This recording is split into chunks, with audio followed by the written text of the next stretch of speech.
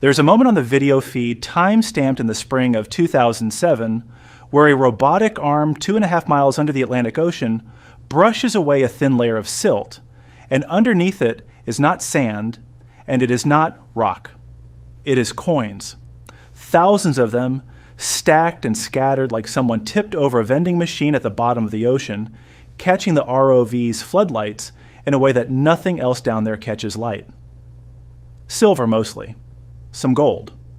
All of it sitting exactly where it had been sitting since the year 1804. The people watching that feed from a ship on the surface had spent years and tens of millions of dollars to see exactly this. They had the coordinates. They had the technology. They had, by every normal definition of the word, found it. And for a few months afterward, they believed they had also won something even rarer than the treasure itself. They believed they had secured it. They were wrong. And the way they were wrong is the actual story here, not the gold. The gold is the easy part. Anyone with enough money, enough sonar, and enough patience can eventually find a shipwreck. The part almost nobody sees coming, the part that has quietly ended more treasure hunts than storms or rust or bad coordinates ever have, is a legal doctrine most people have never heard of, sitting in wait at the bottom of nearly every valuable wreck on the planet, ready to hand the entire recovery to a government that did not lift a single finger. This is the story of a company called Odyssey Marine Exploration, a wreck they privately called Black Swan. And the moment they learned that in the world of sunken treasure, finding it and owning it are two almost completely unrelated problems. Here's the shape of what happened, because the shape matters before the details do. A private American company spends years hunting a wreck using real oceanographic science, actually finds it, actually recovers roughly 594,000 coins and other artifacts worth an estimated $500 million, flies it all back to the United States completely in the open, announces it to the world as one of the greatest shipwreck discoveries in history, and then loses a lawsuit. Not a criminal case. Not an accusation of wrongdoing. A property dispute. And they don't just lose part of it. A federal court orders every single coin returned at Odyssey's own expense on Spanish military aircraft to a country that did not fund the search, did not run the operation, and did not know exactly where the wreck was until an American company told them. If your instinct right now is that this seems backwards, hold on to that feeling, because that instinct is exactly what almost every viewer of this video and almost every early investor in this company shared, and it is exactly the instinct that the law does not share. Somewhere between the ocean floor and a Tampa, Florida courtroom, finders keepers ran into a legal principle that has existed in various forms for centuries, one that has nothing to do with how clever your recovery operation was, and everything to do with what kind of ship you found and who it belonged to the day it sank. We're going to walk through this whole thing in order because the order is what makes it land. First, how you actually find a shipwreck nobody has seen in 2 centuries, and what that search really costs. Then the specific giddy high of pulling the richest sunken cargo in history up into daylight, and how certain the people involved were that the hard part was over. Then the pivot, the part most treasure documentaries skip past because it's less cinematic than gold coins, but is actually the whole plot twist of this genre of story. The doctrine of sovereign immunity as it applies to sunken state vessels. Why an armed government warship never legally stops being a warship, no matter how long it has been sitting in silt, and how a body of international law most people have never heard of let a foreign country walk into an American courtroom and simply take it. Then the ruling itself, argued out step by step the way the judges actually reasoned it, because the logic is the interesting part, not just the outcome. Then what happened to the people, the investors, the engineers and divers who did the actual physical work 2.5 miles down? The company itself and what a stock chart looks like after you lose a legal fight over $500 million. And finally, why this was never a one-off. By the end, you will have a mental model that almost nobody carries around with them. The coordinates were never the treasure. The paperwork was. To understand how staggering the discovery was, you first have to understand how genuinely hard it is to find a shipwreck on purpose in open ocean 2 centuries after it sank, with no wreckage visible from the surface and no modern GPS trail to follow. Odyssey Marine Exploration was founded in the early 1980s and restructured through the 90s into a publicly traded company, which matters more than it sounds like it should, because it means from the very beginning, this wasn't a scrappy weekend crew with a metal detector and a dream. This was a business with shareholders, quarterly earnings calls, and a business model built entirely around one premise: that historical shipwrecks, especially ones tied to lost colonial trade routes, held enough recoverable value to justify multi-million-dollar search operations, and that admiralty law would let a private company keep a meaningful share of whatever it found. The research side of this work looks almost nothing like what people picture when they hear treasure hunter. It looks like a history department. Teams of researchers spent months and years inside archives in Spain, Britain, and elsewhere, cross-referencing centuries-old shipping manifests, insurance records, naval logs, and survivor testimonies, trying to reconstruct not just which ships sank in a given region, but where they were most likely to have gone down given currents, storm patterns recorded in old logs, and the last known position before contact was lost. A single promising wreck could take years of paper research before a ship ever left port to look for it. Once a search zone was narrowed down, and narrowed down is generous, we're often still talking about hundreds of square miles of open ocean the actual physical hunt began. Side-scan sonar dragged behind survey vessels for weeks, magnetometers tuned to detect the metal signature of cannons and anchors buried under silt, and eventually, once a promising sonar contact was found, deep water remotely operated vehicles, ROVs, sent down on tethers to actually put eyes on the seafloor. In deep Atlantic water, that can mean sending equipment more than 2 miles straight down into total darkness, crushing pressure, and near freezing temperatures, all controlled by pilots on the surface watching a video feed and working joysticks with millimeter precision. This is not a weekend hobby. A single survey expedition, ship time, fuel, ROV operation, sonar equipment, and the specialized crew to run all of it can cost tens of thousands of dollars a day, and searches routinely stretch for weeks or months without a single confirmed hit.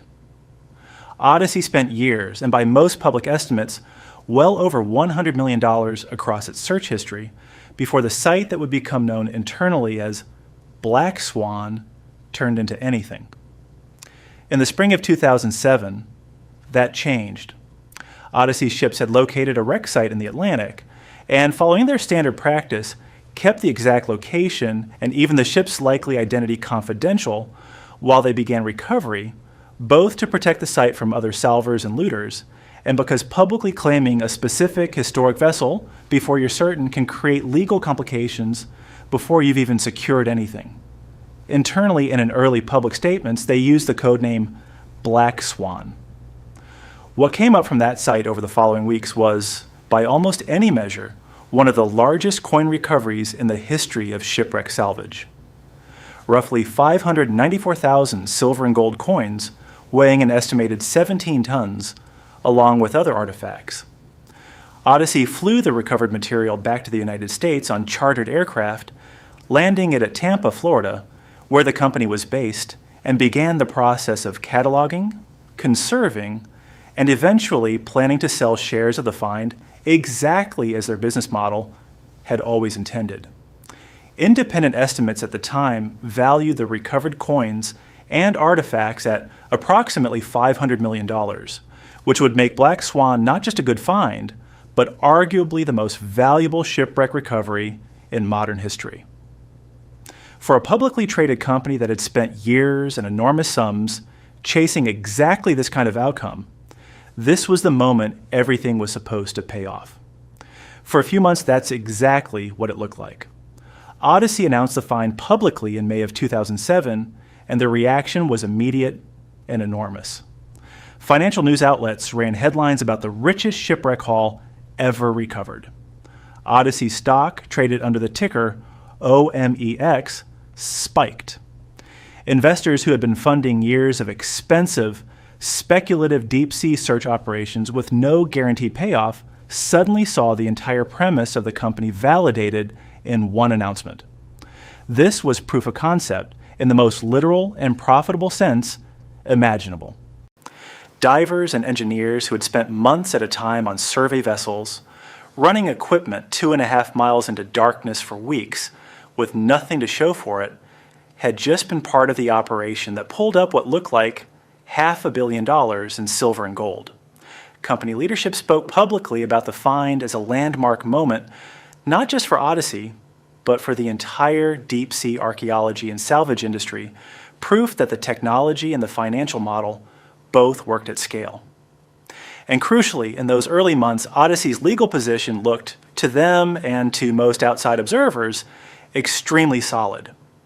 Under the framework of American Admiralty law, when a salvor locates an ancient wreck of undetermined or abandoned ownership, to be recognized either as the owner under the law of fines, or at minimum to receive a substantial salvage award reflecting the value, risk, and effort of the recovery. Odyssey had done exactly this. In May 2007, the same month as the public announcement, the company filed an admiralty action in United States District Court for the Middle District of Florida in Tampa, seeking exactly this kind of recognition for the Black Swan site.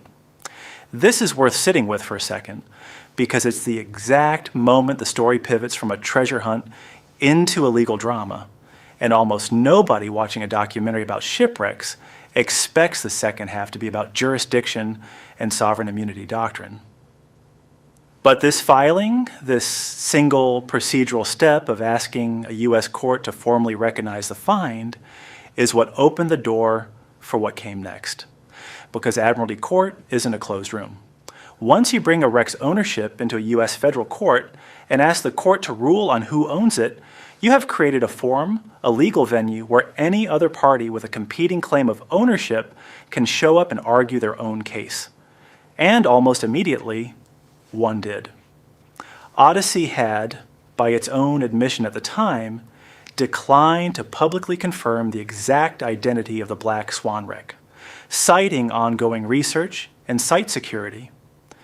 But it did not take long for outside researchers, journalists, and eventually the Spanish government itself to conclude, based on the artifacts recovered, the coin dates, the mint marks, and the apparent location, that Black Swan was almost certainly the wreck of a Spanish frigate named Nuestra Señora de las Mercedes. The Mercedes was not a merchant ship that quietly sank in a storm. It was a Spanish naval frigate, sunk in October 1804 during an engagement with British warships off the coast of Portugal near Cape Santa Maria, in what's sometimes referred to as the Battle of Cape Santa Maria, part of the broader lead-up to hostilities between Spain and Britain. The Mercedes was carrying a substantial cargo of coined silver and gold from the Americas back to Spain when British ships intercepted the small Spanish squadron. During the engagement, the Mercedes suffered a catastrophic explosion, likely when cannon fire ignited her powder magazine, and she sank rapidly, taking an estimated 200 to 250 people down with her. Read that again because it matters enormously to everything that follows. This was not an abandoned merchant vessel lost to a storm with no state involvement. This was a commissioned warship of the Spanish Navy engaged in an act of war, carrying state cargo, sunk with massive loss of life in what amounted to wartime combat loss. And that distinction, warship versus merchant vessel, is the hinge the entire rest of the story swings on. Once Spain formally identified the wreck as the Mercedes and asserted that Black Swan was in fact their long-lost naval vessel, the country did not simply issue a press statement or a diplomatic protest. Spain intervened directly in Odyssey's own admiralty case in Tampa, asking the court to recognize Spain, not Odyssey, as the rightful and sole owner of the wreck, and everything recovered from it under a legal doctrine that Odyssey's own filing had inadvertently invited the court to consider. Here is where we need to slow all the way down, because this is the part of the story that almost never gets explained clearly, and it is the actual plot twist. Most people, understandably, walk into a story like this with an unspoken assumption: if you find something nobody else has claimed for 200 years and you do all the work of recovering it, it becomes yours.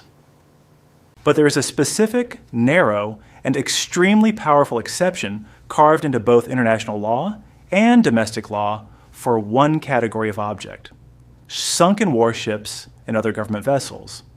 Under a principle with deep roots in customary international law, ownership of a sunken warship remains permanently vested in its flag nation, the country whose navy the ship belonged to, unless that nation explicitly and formally abandons its claim, which almost never happens. This is sovereign immunity applied to shipwrecks. In its more general form, sovereign immunity is the legal principle that a state generally cannot be hauled into another country's courts or have its property seized by another country's courts without its consent, because sovereign nations are treated in law as equals to one another, not as ordinary parties who can simply be sued like a private company. In the United States, this general principle is codified in a law called the Foreign Sovereign Immunities Act of 1976, which broadly shields foreign governments and their property from the jurisdiction of American courts, with specific, narrow exceptions. Applied to warships, the logic runs like this: a naval vessel is not cargo. It is not a piece of private commercial property that happened to belong to a government. It is an instrument of state sovereignty, historically treated in law almost like a floating extension of the nation's own territory. When that vessel sinks, whether in peacetime accident or in an act of war like the Mercedes, the ship and everything aboard it, including any state-owned cargo like coined silver being transported on official business, does not simply become ownerless. It remains sovereign property, resting rather than removed from ownership, no matter how many centuries pass, no matter how deep it sinks, and no matter who eventually locates it with better technology than existed when it was lost. This idea isn't unique to Spain, and it isn't some clever legal trick invented specifically to beat Odyssey. It's a principle the United States itself relies on and enforces for its own lost naval vessels. American warships like the USS Arizona at Pearl Harbor, or sunken U.S. Navy vessels scattered around the world from wars going back over a century, are treated by the U.S. government as permanently remaining U.S. property, no matter where they rest or who might want to dive them. This is formalized domestically through the Sunken Military Craft Act, passed by Congress in 2004, which explicitly states that the United States retains title to its sunken military vessels and aircraft indefinitely, and that title is not lost through the passage of time, through abandonment implied by inaction, or through someone else locating and disturbing the wreck. American courts have strong reason to extend the same respect to other nations' sunken warships when the question comes before them. This reciprocity is not just convenient, it is baked into how customary international law is supposed to function. The UNESCO Convention on the Protection of the Underwater Cultural Heritage, adopted in 2001, established international guidelines treating shipwrecks over 100 years old as cultural heritage, warranting protection from commercial exploitation, explicitly favoring preservation, and, where a wreck has an identifiable state owner, that state's continued rights, over commercial salvage for profit. Not every country has ratified this convention, and the United States itself has not, which adds an extra layer of complexity, but the convention reflects and reinforces a broader international consensus that was already shifting hard against the older commercial salvage model that companies like Odyssey had built their business around. So when Spain walked into a Tampa courtroom asserting sovereign immunity over the Mercedes, this was not a legal longshot or a diplomatic bluff. It was an assertion resting on centuries of customary international law, decades of American domestic legal precedent protecting the U.S.'s own warships. Now here's the detail that makes this case almost darkly ironic, and it goes back to that filing Odyssey made in May 2007. Remember, Odyssey didn't wait to be sued. They proactively asked a U.S. federal court sitting in Admiralty jurisdiction to formally recognize their rights to the Black Swan site. Odyssey's legal argument, once Spain intervened, boiled down to a few core positions, and it's worth walking through them fairly, because the company's lawyers were not incompetent. They were working with a genuinely difficult hand. First, Odyssey argued that Spain had not conclusively proven that Black Swan was, in fact, the Mercedes, disputing the strength of the identification evidence. Second, and more fundamentally, Odyssey argued that even if it was the Mercedes, Admiralty law and the law of fines should still allow a private salvor who located and recovered a centuries-old wreck. Odyssey also raised procedural and jurisdictional arguments common in these cases, including questioning whether Spain's assertion of sovereign immunity should even apply, given that Odyssey argued the recovery occurred not within Spanish territorial waters, but in international waters far from the Spanish coast. This distinction, whether a wreck rests in territorial waters versus the high seas, actually does matter quite a bit in maritime law generally, and it was a serious argument. If the wreck had been sitting inside Spain's own territorial sea, Spain's ownership claim would have been almost undisputable on jurisdictional grounds alone. But the sovereign immunity doctrine for warships specifically does not hinge primarily on where the wreck ends up resting. A warship doesn't lose its sovereign status just because ocean currents or the location of a naval battle happen to leave it outside another nation's 12-mile territorial limit. The case proceeded through the United States District Court for the Middle District of Florida, presided over initially through a federal magistrate judge who reviewed the evidence and issued findings, with the case ultimately overseen by District Judge Stephen Merriday. In December 2009, the magistrate judge recommended that the site be recognized as the Mercedes and that Spain's sovereign immunity claim be upheld, meaning Odyssey's claim to ownership or salvage rights should be rejected. Judge Merriday adopted these findings, ruling in Spain's favor at the district court level. Odyssey did not accept this outcome and appealed to the United States Court of Appeals for the 11th Circuit, one of the federal appellate courts positioned directly below the Supreme Court for cases arising in Florida and several other southeastern states. This is a serious, high-level appeal, not a formality, and Odyssey had genuine legal resources and motivation behind it, given that the company's entire valuation at that point was substantially tied up in the outcome of this single case. In September 2011, the 11th Circuit affirmed the lower court's ruling. The appellate judges agreed that the wreck was the Mercedes, agreed that the vessel's status as a sunken Spanish warship triggered sovereign immunity protections. Odyssey petitioned the United States Supreme Court to hear a further appeal.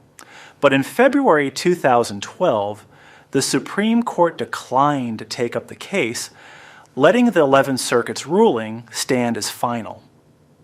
5 years after that ROV camera first found coins scattered across the seafloor, the legal question was completely and finally settled, and it had gone entirely against the company and physically possessed the treasure the entire time.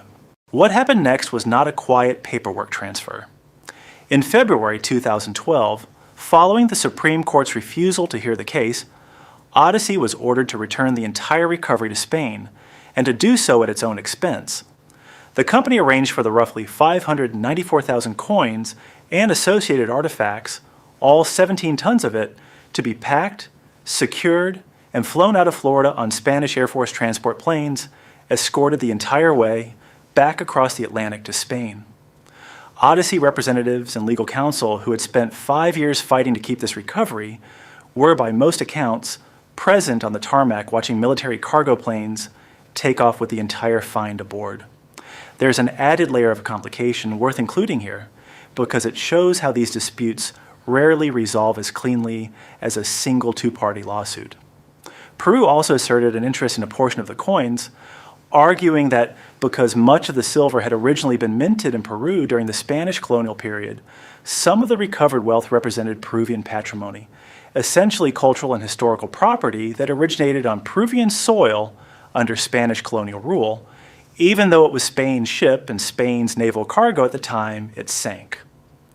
Peru's claim added a real diplomatic wrinkle to the case, and Spain ultimately negotiated with Peru regarding the disposition and eventual public display of some of the recovered materials, an arrangement handled largely outside the American court proceedings, as it mattered between the two governments once Spain's ownership had been legally confirmed.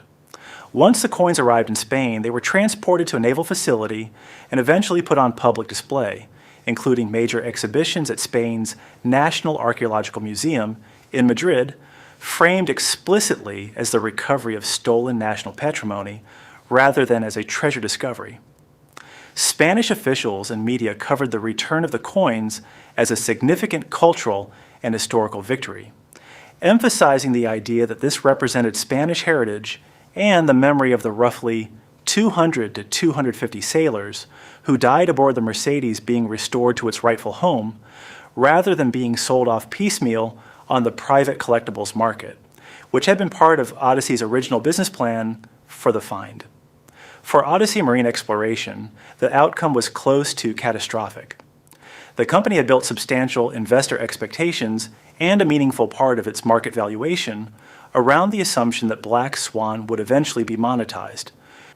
None of those outcomes happened. Odyssey received nothing from the recovery. 0 coins, 0 settlement payment, and it was also required to cover its own substantial legal costs across 5 years of litigation through multiple levels of the federal court system. Odyssey's stock price, which had spiked dramatically on the initial 2007 announcement, collapsed over the following years as the legal picture darkened, and finally as the case was lost outright. Investors who had poured money into the company partly on the strength of the Black Swan discovery watched that investment thesis evaporate. The company faced shareholder criticism and scrutiny over how confidently it had proceeded with a discovery whose ownership was, in retrospect, always going to be legally contested the moment its likely identity as a Spanish naval vessel became apparent. The human toll extended beyond shareholders and executives. The divers, ROV pilots, marine archaeologists, and support crew who had spent years at sea running expensive and physically demanding deepwater operations to locate and recover the site had done their jobs completely successfully by any technical or operational measure, and still watched the entire result of that work handed to a country that hadn't run a single survey mission. For an industry built on the promise that skill, technology, and risk-taking would be rewarded with ownership or a meaningful salvage cut, the Black Swan outcome sent a chilling message. Even a flawless recovery operation can end in total forfeiture if the wreck turns out to be the wrong kind of ship. And that chilling effect rippled outward. Deep-sea commercial salvage as an investable business model took a serious credibility hit industry-wide. Financing future speculative treasure hunting expeditions became measurably harder because the single clearest lesson of the Black Swan case was that no amount of technological sophistication or years of preparatory research could protect a salver from losing everything if the wreck they found turned out to be a warship rather than an ordinary merchant vessel, and there was often no way to know that for certain until after the money had already been spent finding it. If the Black Swan case were a strange one-off, an unusual ruling from an unusual judge on an unusual set of facts, it would be a fascinating story and nothing more. But it isn't a one-off, it's a pattern, and once you see the shape of it, you start noticing it underneath nearly every major shipwreck story that has made international headlines over the past several decades. Consider the case of the San Jose, a Spanish galleon that sank off the coast of Cartagena in what is now Colombia in 1708 while carrying an immense cargo of gold, silver, and emeralds from Spain's American colonies, a cargo modern estimates have valued at anywhere from several hundred million to well over $10 billion depending on how you value the historical and archaeological significance alongside the raw materials. The San Jose, like the Mercedes, was not a merchant ship. It was a Spanish naval galleon, sunk during an engagement with British warships during the War of the Spanish Succession, going down with most of its crew and its treasure still aboard. In the 1980s, an American salvage company called Sea Search Armada, sometimes referred to by an earlier name, Glauca Mora, claimed to have located the wreck and reported its coordinates to the Colombian government under what it believed was an agreement entitling it to a substantial percentage, reportedly as high as 50%, of whatever was eventually recovered. For decades afterwards, Sea Search Armada and the Colombian government fought over this claim in Colombian courts and beyond, an even longer legal battle than the Mercedes case, dragging on for more than 30 years. The dispute grew even more complicated in 2015 when the Colombian Navy, using additional underwater technology and its own survey resources, announced it had located what it described as the actual wreck of the San Jose at a location distinct from the coordinates Sea Search Armada had originally reported decades earlier. Colombia then passed legislation asserting the San Jose as a matter of national cultural patrimony, arguing it fell under protections for historical shipwrecks located within or connected to Colombian sovereign waters and history, and largely sidelining Sea Search Armada's decades-old claim.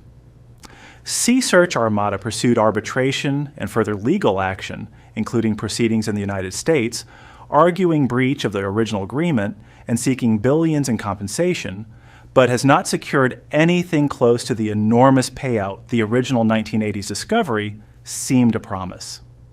The details differ meaningfully between the Mercedes and the San Jose.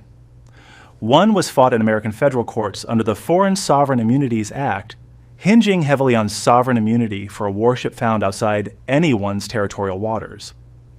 The other has been fought primarily in Colombian domestic law and international arbitration, but the underlying pattern rhymes unmistakably. A private company or individual does the difficult, expensive, technologically demanding work of locating a historically significant wreck loaded with treasure. A government asserting some combination of sovereign immunity, cultural patrimony, or national heritage law steps in years later and claims the overwhelming majority, often the entirety, of what was found. And the salver, despite having done the actual physical and financial work of discovery, is left with little or nothing after years, sometimes decades, of litigation. This same basic pattern has played out in various forms around wrecks tied to other nations too. The United Kingdom has asserted sovereign rights over Royal Navy wrecks scattered across the world's oceans from centuries of naval history, treating them, much like the United States treats its own sunken military vessels, as permanently remaining Crown property, regardless of who might locate or wish to salvage them. Portugal has made similar assertions over its own historic naval and colonial era wrecks.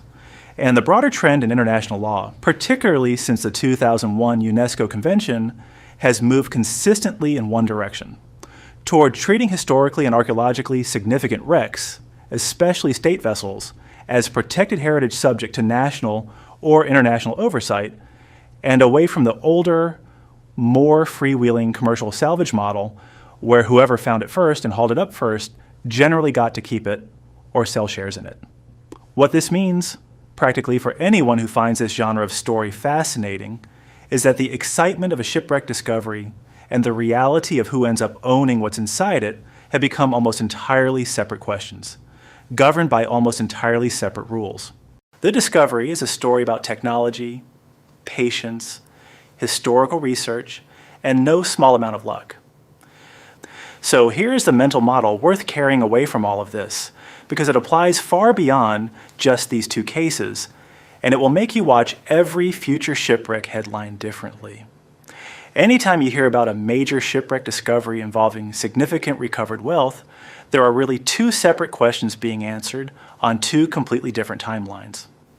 The first question is purely technical and historical.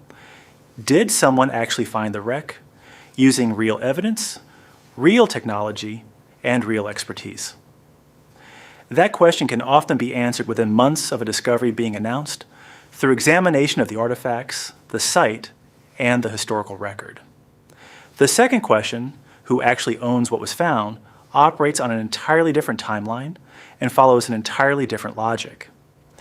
If the wreck is an ordinary merchant vessel, privately owned at the time it sank, with no surviving owner or insurer asserting a claim, the traditional law of fines or salvage award framework can often apply relatively cleanly, and a private salver may walk away with meaningful compensation or even outright ownership, sometimes within a reasonable time frame. But the moment a wreck turns out to be, or even might be, a government vessel, particularly a warship lost in wartime, an entirely different and vastly more protective legal framework activates, combines to make government ownership close to unbeatable in court, regardless of who did the finding, how much they spent, or how far outside anyone's territorial waters the wreck happened to be resting. This is why the single most important question in any shipwreck salvage story, arguably more important than the value of the cargo itself, is simply this: what kind of ship was it? A merchant vessel lost to a storm, privately owned with no living claimant, sits in one legal category with real possibilities for the salver. A commissioned naval vessel, sunk in wartime, carrying state cargo under government orders, sits in an entirely different category, one where the salver's odds of ultimately keeping what they find are historically close to non-existent, no matter how strong their initial legal position looks on paper. Odyssey Marine Exploration did not lose the Black Swan case because they cut corners, or because their research was sloppy, or because they behaved dishonestly. By most accounts, their operation was technically excellent and conducted largely in the open, filing their claim proactively with a U.S. federal court rather than trying to quietly dispose of the coins. They lost because the wreck they found happened to belong to the one category of shipwreck where the law was never really designed to let a private salver keep the prize, regardless of how the search itself went. And that is the real, quietly unsettling lesson sitting underneath every gold coin recovered from every warship at the bottom of the ocean. Somewhere out there right now, other wrecks are being searched for using exactly the same technology, exactly the same painstaking archival research, exactly the same enormous financial risk that built the Black Swan operation. Some of those wrecks will turn out to be ordinary merchant ships, and their eventual finders may well walk away with a fortune cleanly and legally. But some of them will turn out to be warships. And for those, the actual battle was never going to happen on the ocean floor at all. It was always going to happen afterward, in a courtroom, between lawyers representing a company that spent years finding the ship, and lawyers representing a government that never had to look for it at all. Because as far as the law was concerned, that government never actually lost it in the first place.